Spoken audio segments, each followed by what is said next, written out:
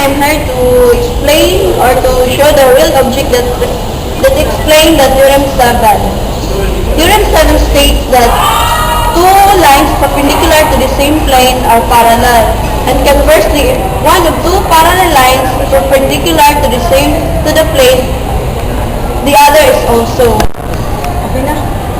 So our example is these two pillars, this one and the other side, which are perpendicular to the same plane, which is the ceiling. So they are parallel. Because in theorem 5 states that through a form there is one and only one line perpendicular to a plane.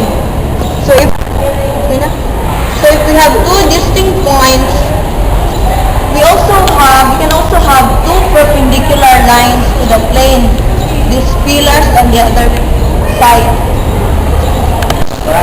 And therefore they are parallel. Good morning guys, I'm Verula, student from Solid Geometry. I am a partner of Ms. Canoy. I am here to explain to you the theorem number 8. It stated in theorem number 8 that if a straight line is parallel to a plane, it is parallel to the section of any plane through it to the given plane. Which means if our floor is our given plane, and this line here is our given line, this line is parallel to the floor, and a plane, which means this plane containing this line or given line is our given plane, which contains a given line, intersect our given plane, which means two intersecting lines. So our two intersecting planes, which means they meet in a straight line. Therefore, our given line is also parallel to the intersection of two planes, which is our given plane and our plane containing this line, which means this line and that line are two lines parallel to each other.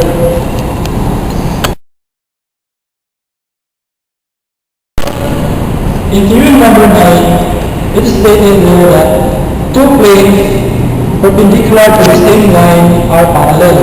And conversely, if one of two planes is perpendicular to the same line, the other is also. Which means, if this is our given line, and the ceiling and the floor is our two given plane, it is situated stated there that this line is perpendicular to two planes, which means that this line is perpendicular to the floor and the ceiling. The ceiling and the floor is also parallel, which means they do not intersect. And this theorem, we can prove it through theorem number 5 stated that through a point, there's one and only one line perpendicular to a plane. And if we have a same line perpendicular to two planes, these two planes are parallel and do not intersect.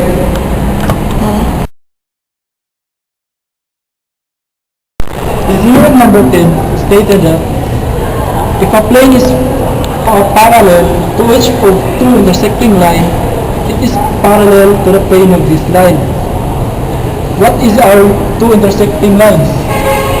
If we take this as line 1 and line 2 intersecting at this point, we have another line, a plane parallel to each of these line, which means the ceiling is the plane parallel to each of these two intersecting lines. Then this plane, the ceiling, is parallel to the plane that determined by these two intersecting lines. Theorem number 2, to determine a plane, we can have two intersecting lines. Therefore, if these two lines determines a plane, and each of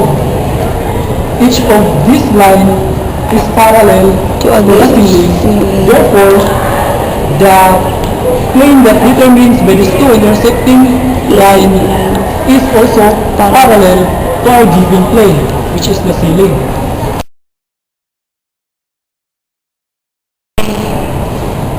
In theorem number 11 stated there that through a point not in a plane, there's one and only one plane parallel to our given plane.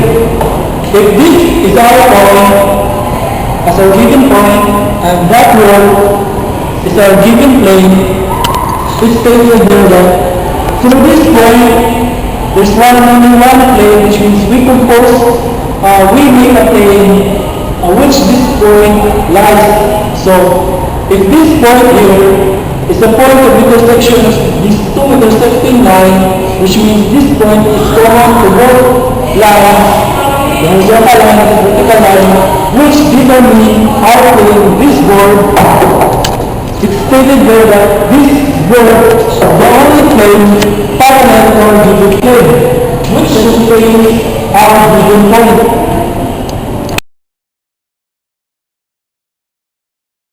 Sige. Theorem number 12. Through one of two skew lines, there is only one plane parallel to the other line, which means given that this line and this line is a two skew line, meaning skew line is the three not meet and they are parallel. If we take this skew line and we draw another line which is parallel to our skew line, then this first skew line contains a plane because in theorem number 2, two parallel lines determines a plane, which means this is the only plane that can be drawn parallel to another skew line.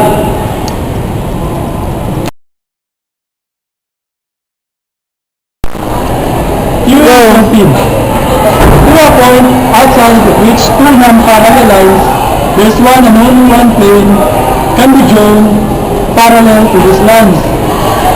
Which means, if we have this as our line, and this line is not parallel to each other, and we have this point that is not on the two non-parallel lines, is after the two non-parallel lines.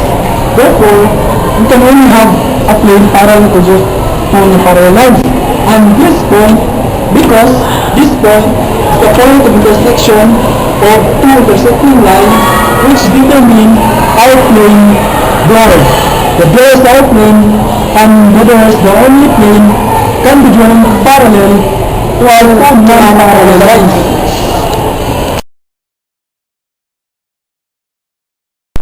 In theorem number 14 states that if two intersecting lines of a plane is parallel to the other two intersecting lines in another plane respectively, then the two planes are parallel and their angle formed are equal.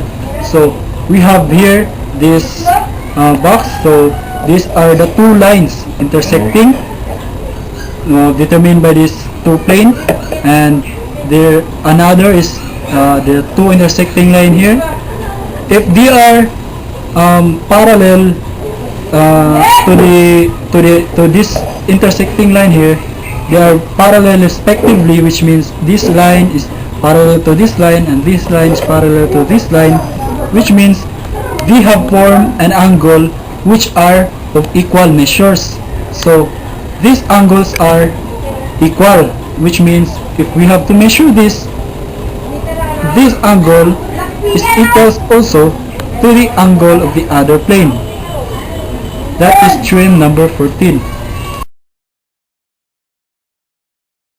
In theorem number 15, stated that if two straight lines are cut by three parallel planes, then the intercepted segments on the line are proportional to the corresponding segments on the other line. So, if we have here three planes, this is the first plane, the second plane, and the third plane, they both cut the two straight lines, means this line here and this line are the two straight lines cut by these three parallel planes. Therefore, the intersected segments of these two lines, which means this line here corresponds to this line here, and this line here corresponds equally to this line here. And that is our theorem number 15. The hedral angles are angles formed by two meeting half planes. You see this wrapper, and we open it. This is our half plane, and this is another half plane. And we meet on this common edge, that we call the common edge. So, remember that the half plane is part of a plane on one side of a line. So, if this line is on the plane, half plane, which means this portion here is our half plane, and this portion here is our half plane. Number 16. Two the hedral angles are equal if the plane angles are equal. If we have here this dihedrals and the other dihedrals, they are equal if the plane angles are equal.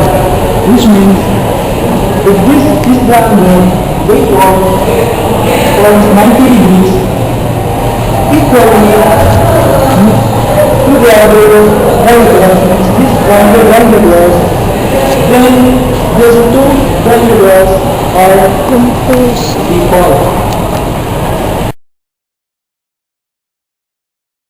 Theorem number 17. If two planes are mutually perpendicular, and if a line is drawn from a point to the line of intersection, then this line is perpendicular to the second plane.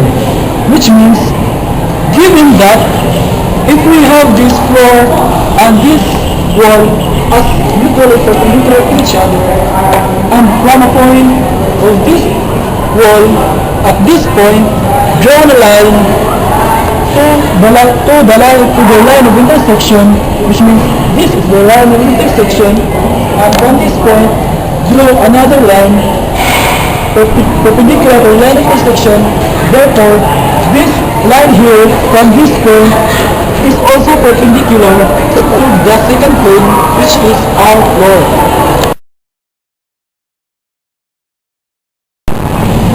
Theorem number 18. If a plane is perpendicular to each of two planes, it is perpendicular to their line of intersection. Given that this floor is perpendicular to these two intersecting planes, it also means that this floor is perpendicular to this given line, which is the line of intersection of these two planes.